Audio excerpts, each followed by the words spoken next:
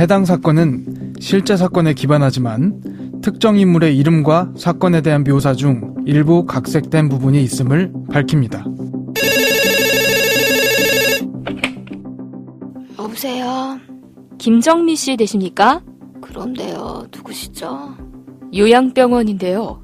지금 바로 와주셔야 할 것 같습니다. 이 시간에요? 무슨 일인데요?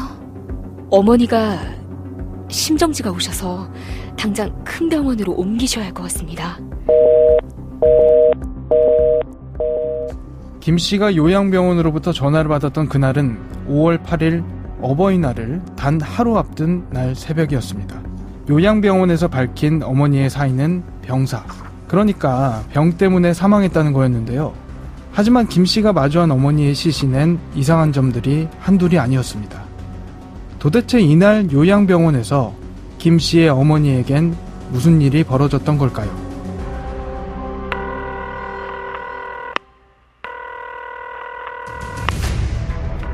사건은 보이는 것보다 가까이에 있다. 변호사의 눈으로 냉철하게 바라본 사건 사고. 이원하 변호사의 사건 X파일. 7번째 파일. 요양병원 살인사건. 안녕하세요. 이원하 변호사의 사건 X파일. 저는 진행을 맡은 변호사 이원하입니다.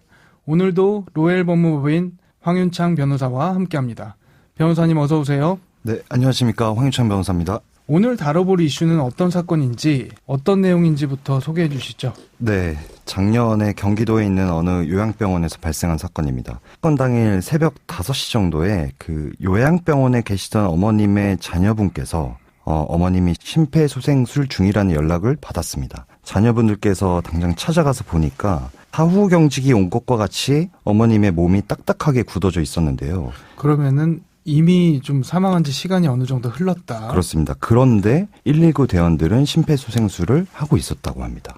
이게 좀 이상한데요. 병원에서는 병 때문이라고 사망 원인을 그렇습니다. 얘기를 했고, 그런데 사후경직이 발생을 했고, 그런데도 구급대원들은 심폐소생술을 하고 있고, 그리고 이게 얼마 전까지만 해도 어버이날 무슨 식사를 할지까지 가족들이랑 통화를 하셨던 분이라는 얘기가 있어요. 갑자기 하루아침에 사망했다는 비보를 듣게 되었다는 게 이상하거든요. 그 이상한 게 사실 그 말씀하신 것 외에도 여러 가지가 있었는데요. 간병인이랑 이후에 또 대화를 해봤다고 합니다. 근데 간병인은 유족분들이랑 대화를 할 때 새벽에 어머님께서 쓰러지면서 나는 소리를 들었다고 했대요. 그런데 이후에 다시 대화를 하다가는 그런 소리 다시 못 들었다라는 말씀을 했다고 합니다. 말을 바꾼 거네요. 그렇습니다. 그리고 사망 진단서 상에서도 상세불명의 내인사라고 내적 요인에 의한 사망이라고 표기를 한 것 같습니다. 외력에 의한 사망이 아니다. 그렇습니다. 그 말씀이죠. 그리고 시간도, 사망 시간도요. 유족분들이 도착한 시간 이후인 새벽 6시로 기재되어 있었습니다. 부정확한 거죠. 그리고 더 기가 막힌 거는 당직 의사라고 하시는 분이 그 병원 소속이 아니었었어요. 아르바이트생이었고 심지어 그 신분이 아직 군대를 제대하지도 않은 군의관이었었습니다. 충격적이네요.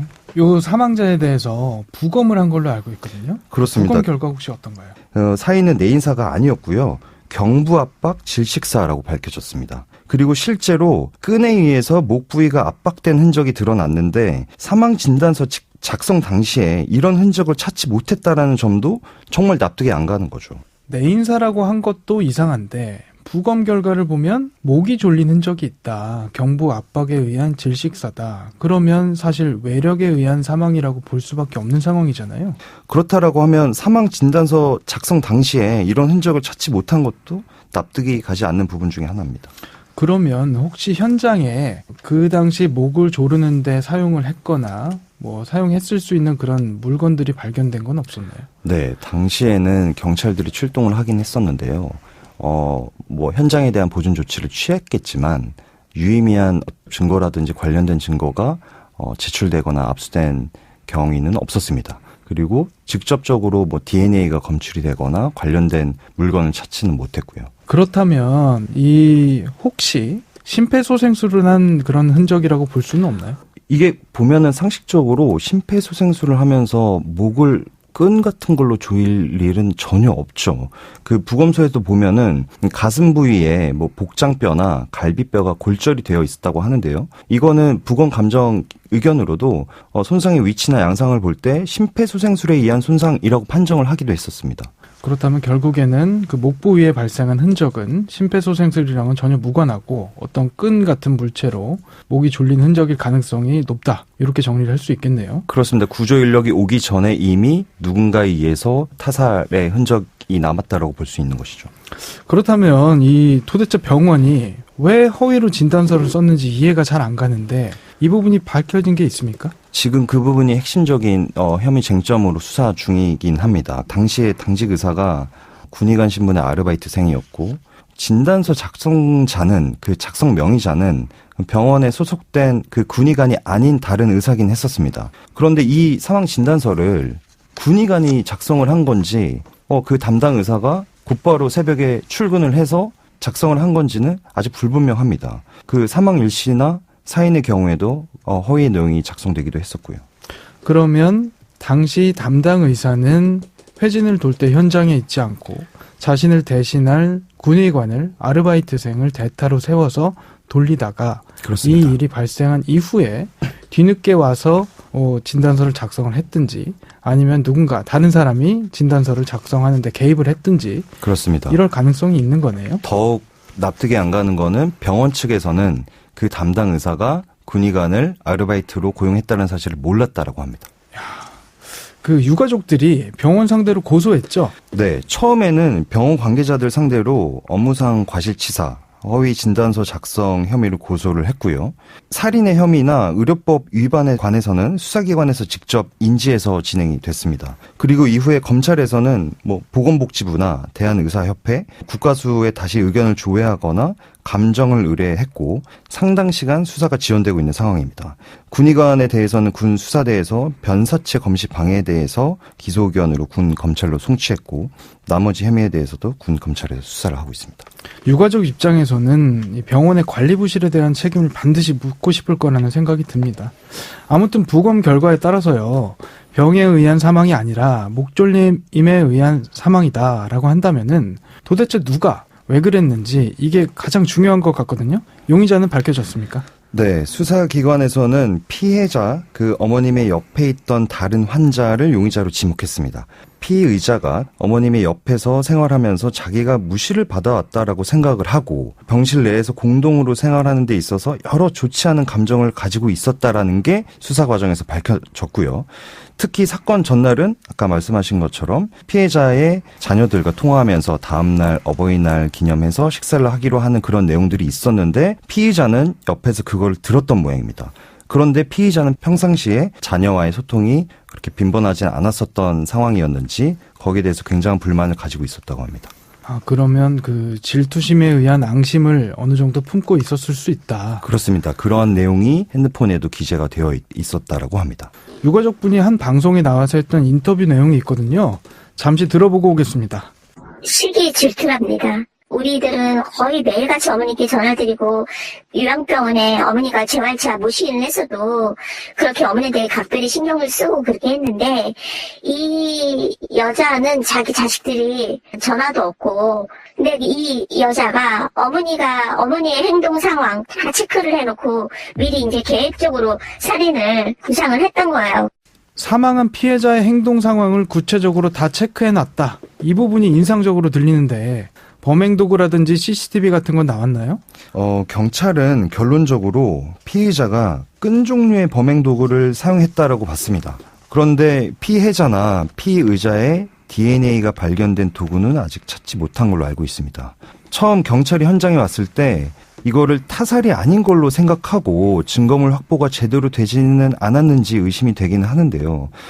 대대적인 압수수색은 사건이 발생되고 일주일 뒤에 진행된 걸로 알고 있습니다. 유족분들은 이대봉에서 정말 화가 날 수밖에 없는 것이죠. 이 시간 동안에 혹시 용의자 또는 피의자가 살인 도구를 은닉할 수 있었던 거 아니냐 이런 생각을 하고 계실 수밖에 없는 거고 환자실 내부에는 CCTV가 없었습니다. 그래서 외부에서 병실 문 쪽을 비추는 것밖에 없었는데 수사기관에서는 그거라도 보면서 외부인의 출입이 의심되는 그 기간 동안에 있었는지를 봤었고요.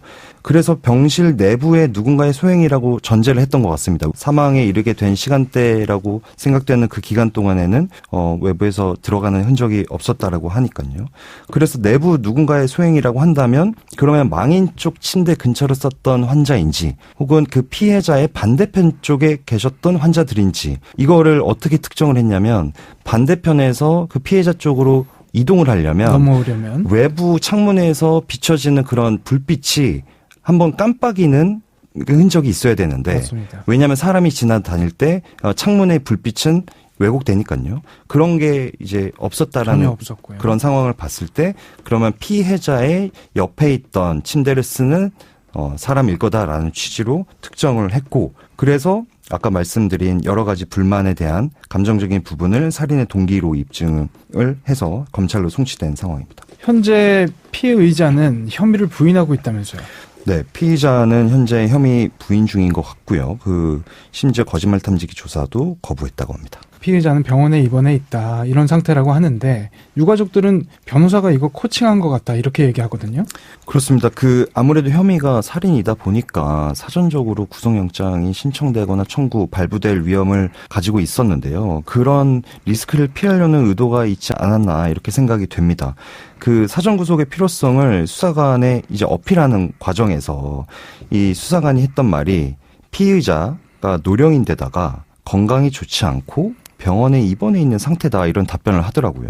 그래서 증거인멸이나 도주 우려가 없지 않냐 이런 말씀을 했던 상황입니다. 알겠습니다. 그러면 법적으로는 어떻게 되는 겁니까? 병원을 고소한 건도 그렇고 이 피의자 상황도 그렇고 유가족들이 굉장히 답답하고 억울할 것 같거든요. 네, 유족분들은 가장 답답한 부분이 이 살인사건이랑 업무상 과실치사 등의 사건은 피의자가 다릅니다. 그래서 다른 사건이고 별개로 진행될 수 있는데 아쉽게도 검찰에서는 살인사건에 대해서 전반적으로 증거에 대한 감시를 다시 해보겠다 이렇게 말씀을 하고 계시고 병원 측 관계자들에 대한 업무상 과실치사 등의 혐의에 대해서도 유관기관의 의견이나 감정을 다시 의뢰한 상황이고요. 이 사건 발생된 지 이제 곧 1년이 다 되어 갑니다. 아직 기소도 되지 않았고 사전 구속영장이 발부되지도 않았고 보안 수사 요구 때문에 또 언제까지 기다려야 될지도 모르는 상황입니다. 특히나 대한의사협회에 추가적으로 감정을 의뢰했는데 현재 협회가 여러 정치적인 이슈에 휘말려 있는 상황이다 보니까 의사협회에서 언제 이런 감정 의견에 대한 회신을 줄지도 모르는 답답한 상황이고요. 병원 측 관리 소홀이 분명히 있었습니다. 라운딩도 돌지 않았고요. 병실 내에서 누군가가 피해자를 교사를 했어요. 그런데 당연히 실형의 처벌로 이어져야 된다라는 상황이죠. 입증은 수사기관에서는 하겠지만 시간적으로 너무나 지연되고 있는 상황입니다. 네, 홍 변호사님 감사합니다. 오늘 요양병원 살인사건 여기까지 하겠습니다. 짧은 문자 50원, 긴 문자 100원의 비용이 드는 샵 0945 또는 YTN 라디오 유튜브 댓글로 많은 의견 그리고 법률 상담이 필요한 부분까지 남겨주시기 바랍니다. 여러분은 모두 변호받아 마땅한 사람입니다. 사건 X-파일!